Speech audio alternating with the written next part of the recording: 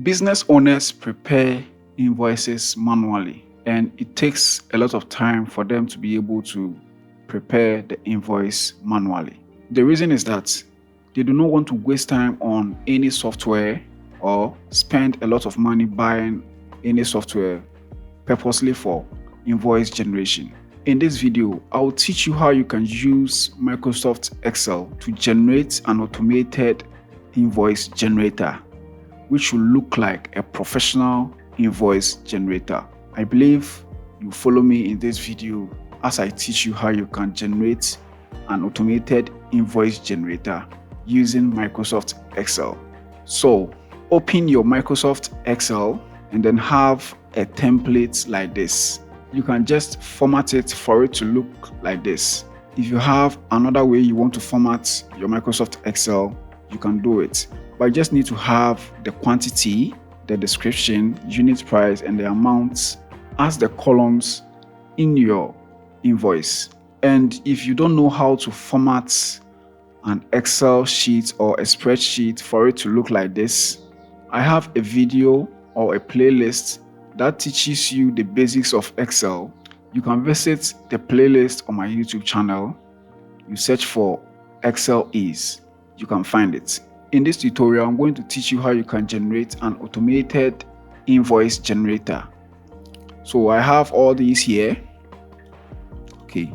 So we have our quantity, description, unit price, and then amount.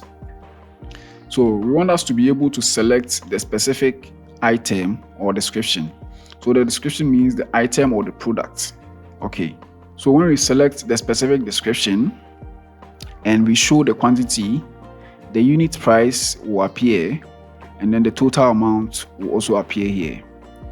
So as we do this, the subtotal will be coming, and then the tax will be calculated, and we will have the grand total here. After that, all we need to do is to save our worksheet for later use. Okay, in this tab, I have the items here. So I've already input certain items here. So these are the items. Okay. And with these items, I have the serial number, the item, and then the price.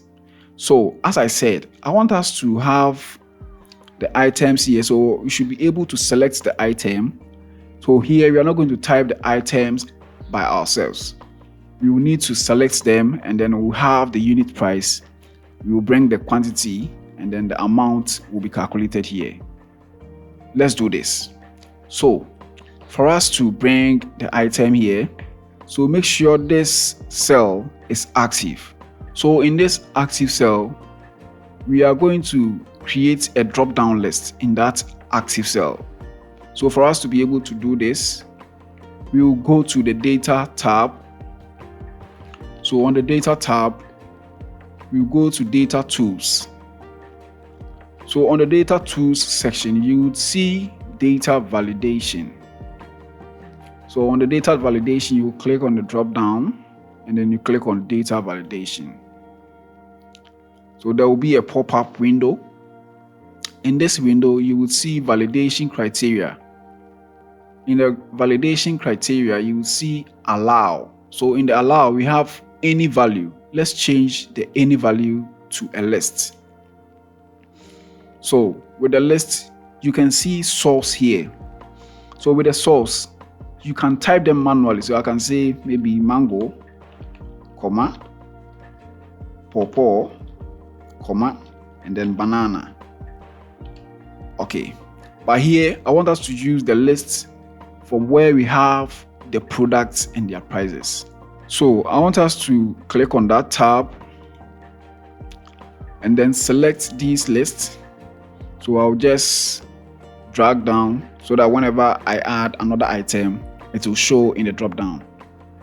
Okay. So after that, I'll just click on OK. So now I can select whatever item that I need to select. Okay. So I have all these items here. So I can select them whenever I need them. Okay. So we want that to happen to the rest of the cells below. So I'll just click here. Make sure you put your cursor on the edge. There is a box over there. put your cursor on it, it will turn into a black cross. You click and hold and drag down to this point. So now you can select the specific item we need. So here I can select iPhone 12. Okay. So as you can see, the price did not show. Then how do we make the price show? So for us to be able to make the price show, we are going to use the XLOOKUP. So I'll type equal to, type XLOOKUP. So with the XLOOKUP, it says which lookup value do we want to show or do we want to use. I'll select this cell, that is the cell D13. Please, if you don't understand XLOOKUP, I have a video on it on my YouTube channel. You can visit the channel, search for how to use XLOOKUP, and you will find the video and understand it properly.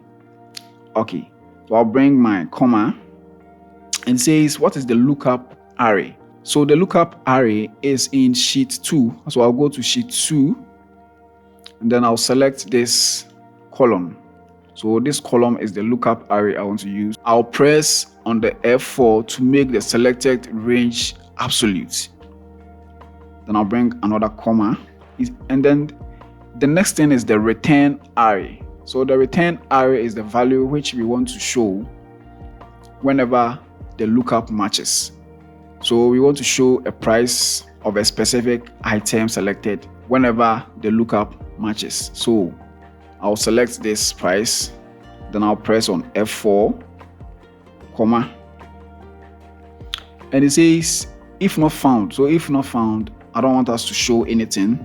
I want us to show empty string, and then comma. We will bring either 0 or 1. So 0 means exact match, 1 means exact match or next smaller item. So we want the exact match. So I'll press on 0 and then close the parenthesis. I'll press on the enter key. So now as you can see, we have our price to be 2,800. Okay. So if I change this description or item, I should have another price over there. So I want iPhone 14 and it says 4,500 or 45,000. So sorry, 45,000. So even if I come back to the price list and change it to, let's say 4,500, the changes will be reflected in this sheet. So iPhone 14 is 45,000. So let me change this to 4,500 and I'll press on the enter key. So when I come back, you will see that I have the 4,500 here. Okay. So now, whenever I select anything here, let's say iPhone 12, I'll have the price. I'll select, let's say iPhone 15, I'll have the price here.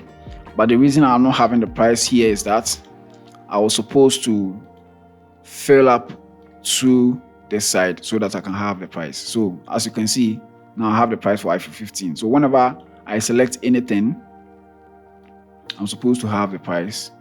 Okay. So now as you can see, I have the price.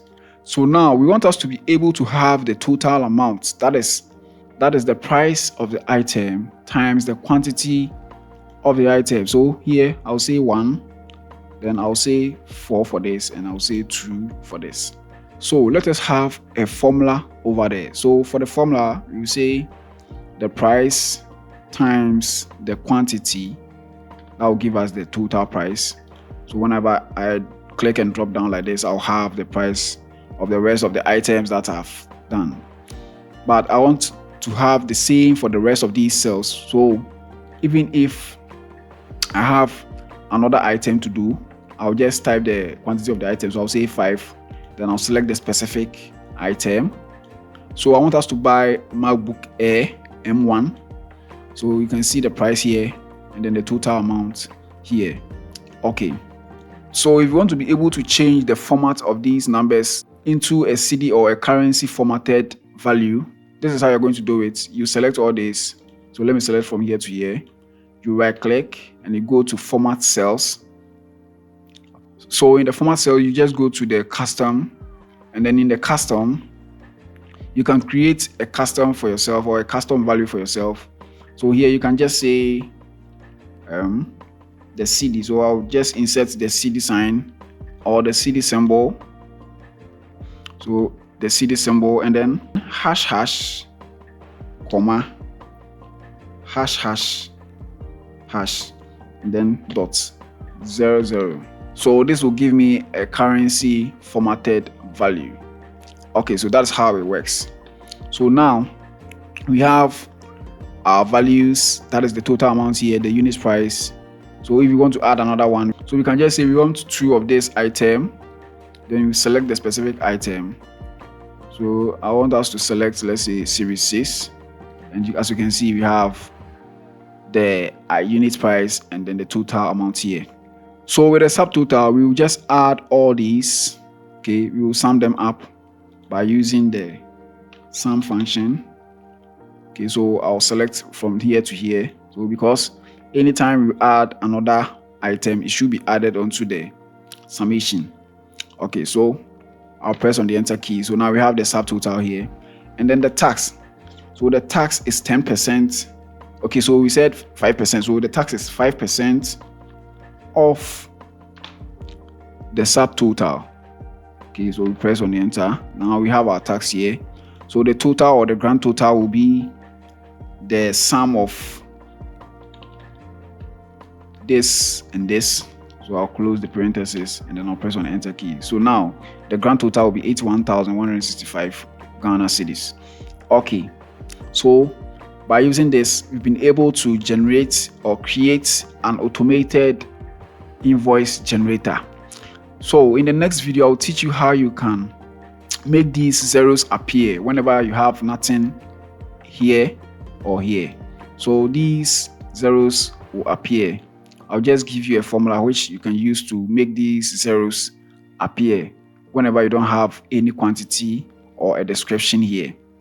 Thank you for watching this video, and I believe you like this video. If you haven't subscribed to this channel, I will urge you to subscribe to this channel and give us a thumbs up if you like this video, and share this video for others to also learn. Bye bye.